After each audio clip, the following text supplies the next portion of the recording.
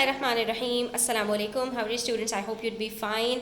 कुछ नए word problems के साथ आपके सामने हाजिर हूँ। वीडियो एंड तक देखिएगा, स्किप मत कीजिएगा। आज के इस वीडियो में आप इंशाल्लाह मज़ीद कुछ मल्टीप्लिकेशन और डिवीजन के सम्स को सॉल्व करना सीख जाएंगे इंशाल्लाह। ठीक है, तो स्टार्ट करते हैं और देखते हैं कि यहाँ पर हमसे क्या कहा जा रहा है। Student page ₹12,300 annually. एनुअली का मतलब क्या है? एनुअल कहते हैं 12 मंथ्स को, यानी कि एक साल में वो कुछ पेमेंट कर रहा है। और कितनी पेमेंट है to the school?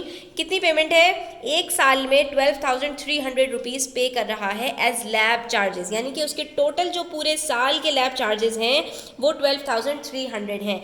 How much does he पे मंथली?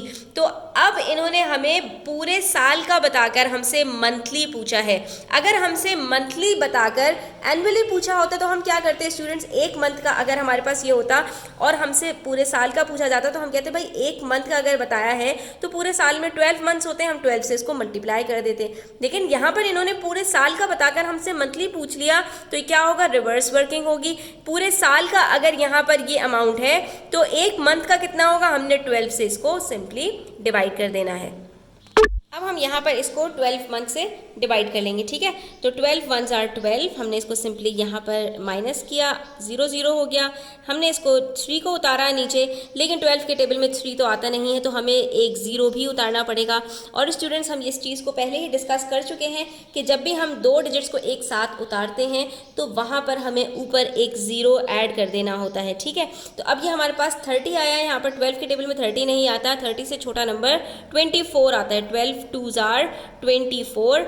अब जब हम इसको माइनस करेंगे तो बच जाएगा हमारे पास 6। लास्ट 0 जो हमारे पास बचा है हम इसको भी नीचे उतार देंगे और 12 5s are 60 होता है।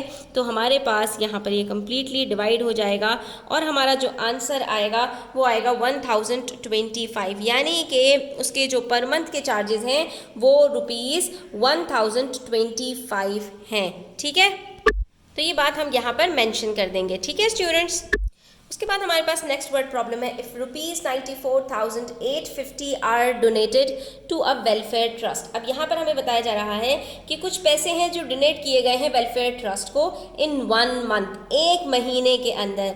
Then how much will be deposited? तो कितने पैसे जमा कराए होंगे? डिपॉजिटेड का मतलब कितने पैसे जमा हो गए होंगे इन 42 मंथ्स। तो इन्होंने हमें रेट बता दिया, एक महीने में इतने पैसे आ रहे हैं तो इतने ज़्यादा मंथ्स में कितने पैसे आएंगे? सिंपल है, हमने यहाँ पर मल्टीप्लाई करना है। क्यों? एक मंथ में अगर इतने आ रहे हैं तो 2 मंथ्स में कितने आएंगे? इसका डबल। 3 मंथ में कितने आएंगे? इसका ट्रिपल। 4 मंथ्स में कितने आएंगे? Multiply by 4। और 42 मंथ्स में कितने आएंगे? Multiply by 42। तो यहाँ पर हम इसको 42 से मल्टीप्लाई करके देख लेते हैं। ठीक है स्टूडेंट्स, अब हमने 2 से पहले मल्टीप्लाई करना है सारे डिजिट्स को और उसके बाद फिर हम मल्टीप्लाई करेंगे 4 से। 2 5s are 10, 2 8s are 16, + 1 17, 2 4s are 8, + 1 9, 2 9s are 18। और ये हमारा कंप्लीट हो गया एक स्टेप। अब 4 से मल्टीप्लाई करेंगे तो सबसे पहले यहाँ एक 0 लगाएंगे। 4 0s are 0, 4 5s are 20, 4 8s are 32, + 2 34। उसके बाद 4 4s are 16, + 3 19, 4 9s are 36, + 1 37। ठीक है स्टूडेंट्स, ये हमारे पास यहाँ पर हो गया। अब हमने इन दोनों को प्लस कर देना है क्योंकि हमारे दोनों डिजिट्स कंप्लीट हो गए। तो अब हमारे पास यहाँ पर आंसर आ जाएगा कुछ इस तरह से कि ये हमारे पास 7 डिजिट आंसर आ रहा है, that is 3,983,700 rupees will be deposited in 42 months. ठीक है स्टूडेंट्स, ये हमारा क्वेश्चन यहाँ पर भी कंप्लीट हो गया। इसका लास्ट क्वेश्चन हमारे पास जो है वो ये है कि if a person has 25 shops, एक आदमी है उसके पास 25 दुकानें हैं। ठीक है, ईच वर्थ का मतलब हर एक की जो कीमत है वो कितनी है? ₹65,500, यानी हर दुकान की 25 दुकानें हैं और हर दुकान की जो कीमत है वो 65,500 रुपीज़ है। Then what is the total cost of these shops? तो टोटल कितनी होगी? यानी आपको यहाँ पर इन्होंने एक शॉप की बताई और नंबर ऑफ शॉप्स बता दी, आपसे टोटल क्वांटिटी पूछ ली। तो स्टूडेंट्स इसके अंदर आपको क्या करना है? अगर एक शॉप की इतनी है तो 2 शॉप्स की कितनी होंगी? Multiply by 2। 3 की कितनी होंगी? Multiply by 3। 10 की कितनी होंगी? Multiply by 10। तो 25 में कितनी होंगी? Multiply by 25। अब हम इसको मल्टीप्लाई करके देख लेते हैं और हमारे पास आंसर क्या आता है वो हमें पता चल जाएगा। 2 तो जीरोज़ हैं, एज इट इज़ आ गया।